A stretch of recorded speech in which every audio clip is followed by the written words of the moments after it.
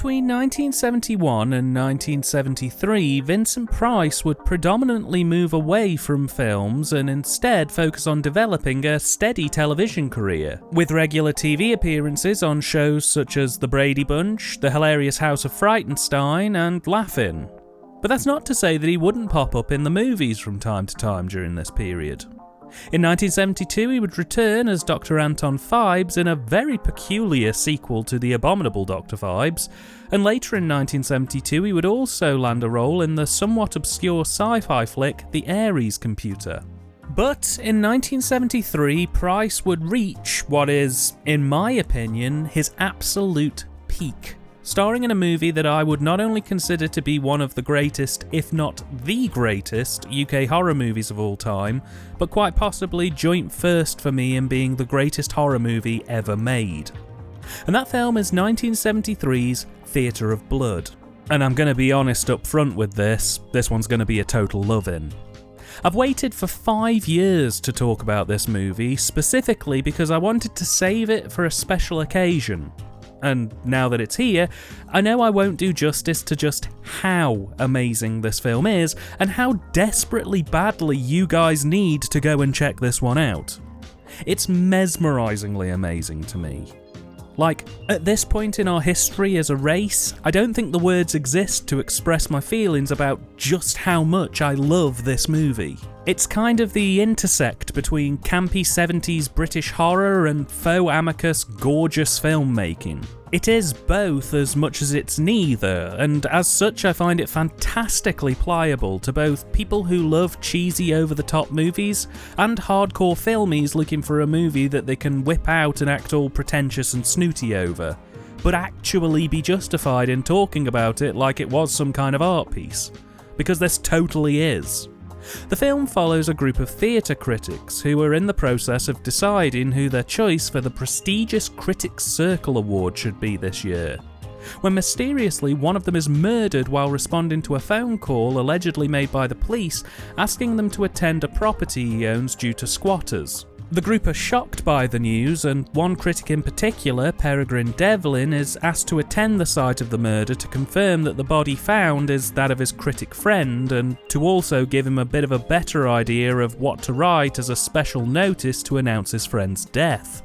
After identifying the body, Devlin notices a flyer in the old property for a show being performed by a certain Edward Lionheart, a Shakespearean actor who was always snubbed by the critics of the Critics' Circle Awards committee for his lack of innovation in his performances and his unrelenting, rigid commitment to only perform the works of Shakespeare as written. The year previously, Lionheart had done a full season of Shakespeare and was convinced he was going to win the Critics' Circle Award. So convinced, in fact, that he'd actually risen and started making his way to the stage when he was cut short by the reveal that a young up-and-comer had won the award instead. This drove Lionheart over the edge, and after the award ceremony, when the critics had retreated back to their high-rise London offices for chit-chat and drinks, Lionheart gate-crashed the gathering and unloads both barrels at the critics for snubbing him and choosing some young twerp to win the award. It's at this point that Lionheart's daughter Edwina rushes in and tries to talk her father out of going on a tirade, and her interruption quickly results in Lionheart being brought back down to earth. He realises that by going in there and kicking off, he's effectively just lost the chance of ever winning the award in future, and possibly jeopardised his chances of working in the theatre again. Crushed by the revelation, Lionheart solemnly walks onto the high-rise's balcony, reciting the to be or not to be speech from Hamlet, after which he promptly throws himself off the balcony to his presumed death. Only, Lionheart survived. And now he's seeking vengeance on the critics who denied him what he considers to be his right of recognition. At first, the critics are all dismissive of the idea that Lionheart survived the fall, but as more and more of them slowly begin to get picked off in more and more elaborate ways that are tied to the Shakespeare plays that Lionheart performed in his acclaimed season of Shakespeare, it becomes very apparent that Lionheart lives. And so, with the help of the police, a cat-and-mouse game develops between Lionheart and his army of hobos and Devlin and what survives of the Critics' Circle. With some genuinely over-the-top and gruesome demises on the table, will Devlin outmaneuver Lionheart and live to post another critique? Or will Lionheart get his vengeance and claim infamy in place of... Fummy? All this and more will be revealed if you take a chance on Theatre of Blood. The script for this movie is very much in the vein of the abominable Dr. Phibes, in the sense that it's a group of people slowly being bumped off by a presumed dead pseudo-genius with a personal axe to grind. But whereas Phibes felt a bit all over the place structurally to me, which made it a bit difficult to really fully love, this script seems to have learned from the mistakes that film made in order to deliver a much more structured piece. You see, the main problem with Phibes is it didn't really know how to present Phibes. For a significant portion of the runtime, the film was basically running with two narratives, one where Phibes is killing the doctors and one where the police, paired up with one of the doctors, is trying to figure out if Phibes is back from the grave or if someone's using him as a cover to kill the doctors for some other reason. These two plots didn't really intersect until the end of the film, at which point the audience has known that Phibes is alive and well for the best part of 50 minutes, which can be a bit frustrating to sit through. Here though, they make it clear Edward Lionheart is alive and well about 10 to 15 minutes into the film, and though the critics initially deny that that's possible as Lionheart is definitely dead, by around the 30-minute mark into this hour and 40 long film, they pretty much make it clear to the critics that Lionheart is very much alive. Some choose to believe it, some choose to deny it, and some choose to accept it on a sceptical basis. But they all to some degree take it on board. And from there, the film's really allowed to play with that information to its fullest ability. The reason they kept the two plot lines separate in Phibes was to create an artificial sense of almost Hitchcockian thrill, as you watch the police in that film try to figure out if it is Phibes or not. But here, because they make it clear from the off that it genuinely is Lionheart and the critics are left to pick some level of acceptance over that, it completely relaxes the audience. It diffuses the tension that really would have just been used for padding and allows a serious level of depth to enter the film script-wise. The motion behind the script stops being about the thrill of the solution and just becomes the thrill of the chase, which I find infinitely more interesting. I mean, we all know how this film is going to end, but it doesn't really matter how this film ends. The joy of this movie lies in the journey we as the audience travel through in seeing what Lionheart's next trick is going to be, in seeing what safety the police try to implement and how Lionheart manages to circumnavigate that security, and which critics are going to die and how far they'll get into the movie before their numbers are finally up. The lack of an artificial thrill to drive the narrative really helps here because it keeps the script pretty nice and simple. And even if you aren't that well versed in Shakespeare or theatrics, they go out of their way to clarify any of the more obscure references whilst also trying to mainly stick to the hits. While a fair but mean criticism of this is that Phibes did it first, to me, I think this movie takes what Phibes tried and retools it into a much more accessible and enjoyable movie.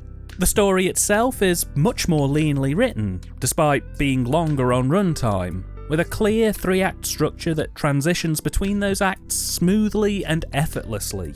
With the first act being our critics trying to figure out who's killing them, our second act being the moment that Lionheart is near conclusively revealed to be the killer, and it's also the point where our critics are trying to both deal with that information and stay safe, and the third act opening with a literal fencing duel between Devlin and Lionheart where he establishes what's going to happen next and leads all the way up to the end credits. It's a super rich narrative that isn't afraid to get boisterous when the needs require it.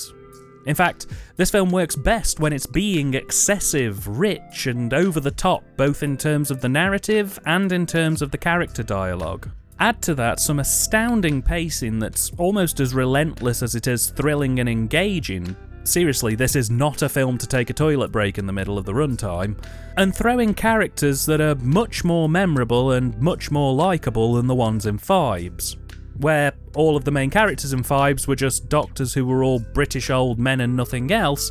With Theatre of Blood, the film actually gives most of our critics actual personalities and characters. some of which develop over the runtime.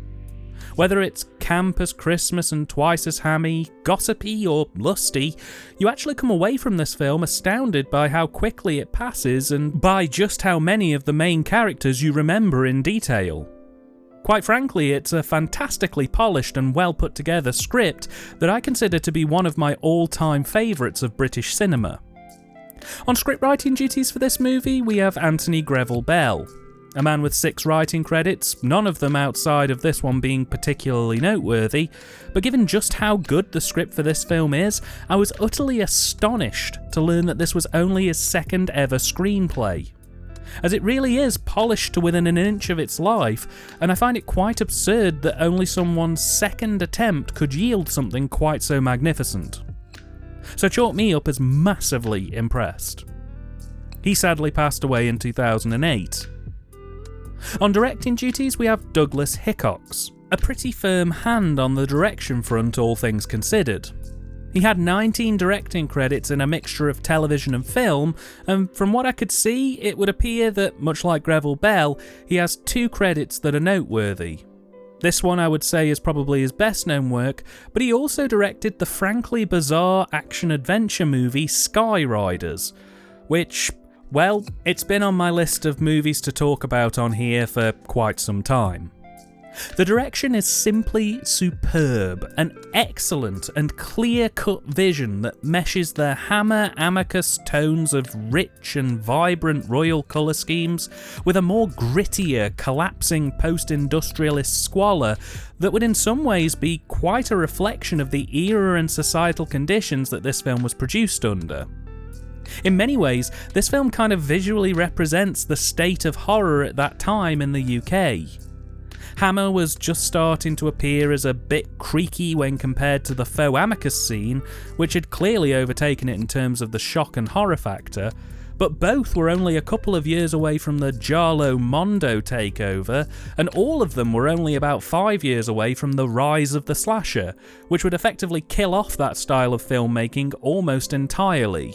What we see here is a film that plays with that known measurement of gothic aesthetic, but it opens it up to a grittiness that I feel really quite perfectly blends together stylistically, but contrasts within the modern setting that it's based. What they're doing here is no different really to making, say, Dracula's castle look a bit ramshackled, or Frankenstein's lab appearing weathered and rustic. They're simply using aspects of London's collapsing and dilapidated industry and infrastructure and combining it with colours generally associated with regality. And within the context of the ongoing British affluence scene, this creates a jarring contrast that is subliminally supposed to tell the audience that something isn't quite right. And Hickox's dedication to creating those rich contrasts, and in particular focusing on the ambience of the sets themselves, is something I'm deeply endeared towards. He really makes the most of his time on this production, and it's clear almost immediately that both he and the cast are having a ball with this production. Hell, if I could be on any set, this would probably be the one I'd have wanted to have visited. His direction of the cast is nothing short of magnificent, with some fantastically choreographed sequences that really make use of almost every facet of the set design, while simultaneously allowing the cast to really bring themselves into the role more fully, creating arguably some of the best moments in the film. Put simply, the direction is stylish, modern, fast-paced, with just the right balance of quirkiness and divergence from conventional filmmaking that it still holds up and feels tremendously fresh to this day. To that end, the cine is nothing short of magnificent, with sequences that combine conventional sequencing structures with a more freehand experimental experience to create a perfect balance of shots that both work within the sequence and bring something a little bit different to the table over many of its 70s British horror stablemates.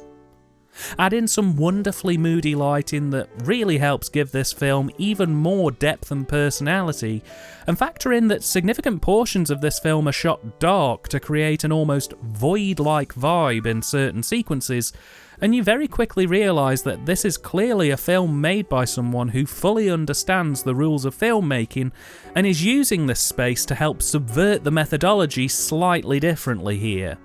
And when combined with the editing, which for the time really was something that knocked my socks off.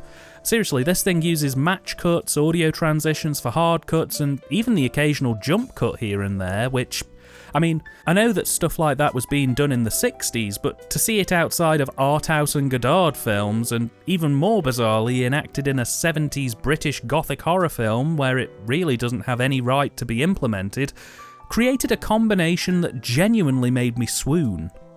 This really is a delight to sit through. On the performance front, where do I even begin? I sincerely and genuinely believe that this is Vincent Price's greatest role. He's simply perfect in this feature. I literally cannot imagine any other actor even trailing the performance given by Price in this film. He oozes a sinister charisma and is pretty much given the scope to perform not only some of Shakespeare's greatest written moments with an effortless perfectionism, but to bring a serious and somewhat manic physicality to the role that really gives some of these scenes a jolt of electricity. Every moment Price is on screen in this is just an utter delight, quite frankly. A tour de force performance that absolutely stuns me to learn was not recognised in any way, shape or form by any leading film academy. In a just and fair world, they'd still be giving out awards for the performance Price gives in this movie to this day. Ian Hendry is also absolutely phenomenal as Devlin, playing the role as cautious but clear-headed and on alert. He brings a sense of nervousness to proceedings. Not because his character is particularly nervous, you understand, but because as a character, he's the one who tends to do the most snooping about, which in turn is a great way to set the audience on edge as you can never quite tell what kind of trouble he's going to get into. In particular is scenes with Diana Rigg, who I also just want to take a moment to call out as giving a phenomenal performance here as Edwina Lionheart, are easily some of the more sensitive and emotive moments in the movie. They really offer a nice bit of grounding in between the manic moments. The pair of them are just simply fabulous. And the supporting cast, my god, I don't think there's an actively bad performance from any of them.